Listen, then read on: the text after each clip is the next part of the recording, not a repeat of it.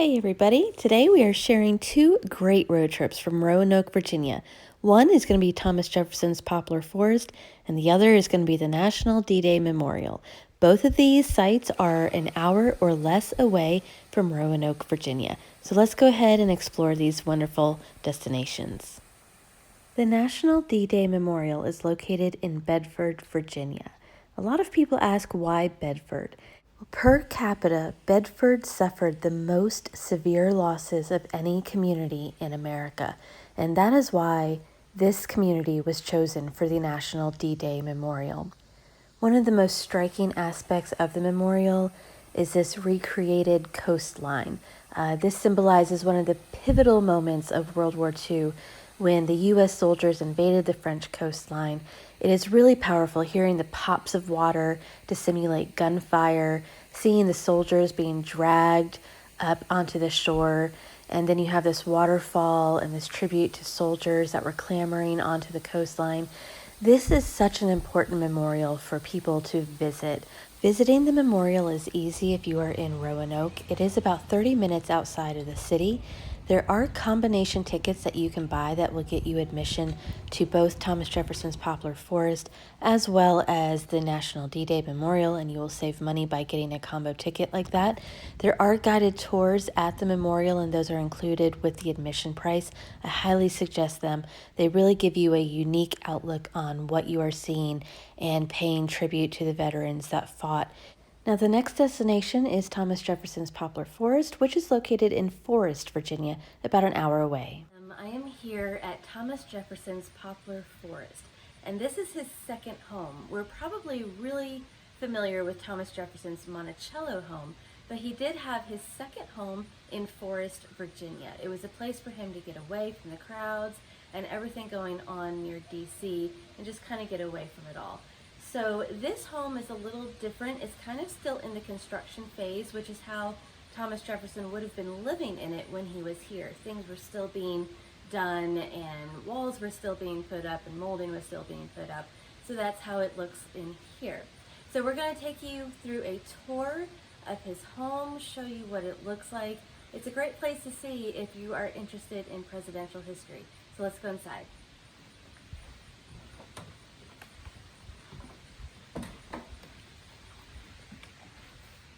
So as you walk through the front door and keep going through the hallway, you will find yourself in the dining room. This is one of the larger rooms. It's probably one of the rooms where people spent most of their time.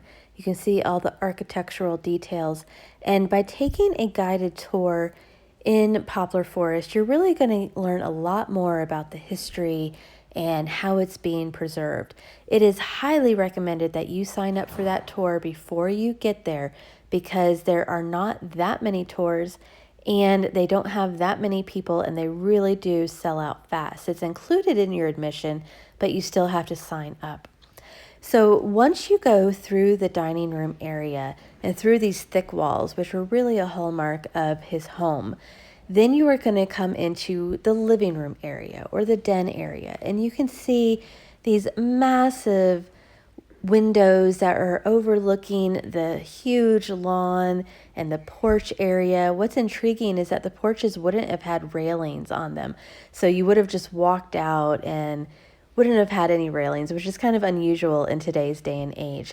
But this is where Jefferson would have spent a lot of his time. You can see a lot of not necessarily artifacts, but recreations of things that he would have been doing while he was there. And as you can see, the moldings are unfinished, and they've left a lot of the architectural restoration just as it would have been in Jefferson's time. He was living in a rehab, so to speak, and he was making the decisions of what to put up and where to put it. This is a recreation of a polygraph that he would have used in order to make double copies of letters that he was writing, because they didn't have copy machines. They didn't, there wasn't an easy way to make multiple copies. So this is what he would have used. And then you have kind of a book reading area, fireplaces in all the rooms, obviously to keep warm with Virginia winters. And then this was one of his favorite types of chairs, which he really raved about. Now, this is the foyer to his bedroom, and his bed would have been right between these really thick walls. That's where he would have slept, and then he probably would have done his work and, relaxed in this aspect of his bedroom right here. This is also where you're going to find some architectural plans of this house. It is not as big as you would have thought, and it does have this very distinctive shape. Makes it quite unusual to try to decorate and to try to figure out where you are.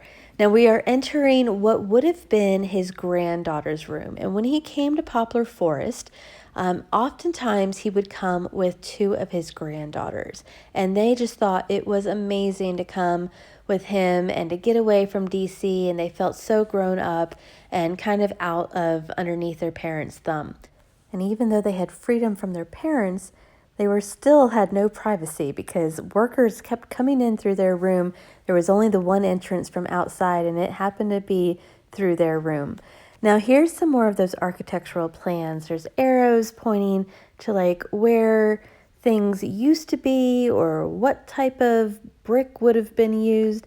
If you are an architectural nut, so to speak, if you love historic preservation, if you love architecture, I think you're really going to enjoy a visit to this presidential place because they really love showcasing the renovation. Now, this is one of the doors that was found, and they're trying to recreate it. You got some plans of how they are doing it. So really is fabulously interesting to see how they're doing this for a presidential site. So from inside his granddaughter's room, there is a door that you can step out of, and it goes onto kind of the roof of the support quarters, so to speak. Like all the kitchen and cooking and everything would have been done under here, but he would have come up here in the evening and kind of hung out with the owls, he said, right about dusk time. So it's really cool that you can come out here too. When you're done with a visit here in the main house, you can come over here to the service wing area, and there are plenty more exhibits to enjoy and to see the inner workings of life at the estate. So underneath you're going to have the kitchen. You're going to see what that looked like while they were preparing food for the household. There is a quilting and mending area. You can see how they would have been woven, the textiles that were used on the estate. There's also a quite extensive educational display that you can see that shows a lot about the architectural history of Poplar Forest. FYI, if you're planning a visit to Poplar Forest, especially even during the summertime, the gnats here are insane. The bugs, the bees, the pollinators. So just plan accordingly if you have somebody that attracts gnats and all of the insects. Also, you are going to be walking through a lot of grass, so just keep that in mind when picking out your shoe wear. Now this is the back side of the house. However, this is probably the most photographed. It's also the easiest to get to and to wander around. There's this huge grass field in front of it that you can stop to take pictures. This is one of the two outhouses that they have here at the estate. They are octagonal as well. And apparently Jefferson said that they were necessities, not privies. Now this is interesting. If you're traveling with your pets, there are kennels that you can use right by the visitor center.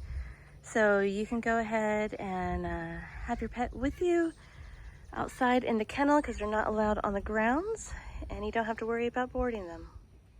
Hope you enjoyed learning more about these 2-day trips from Roanoke, Virginia. If you have any more ideas, please leave them in the comments below.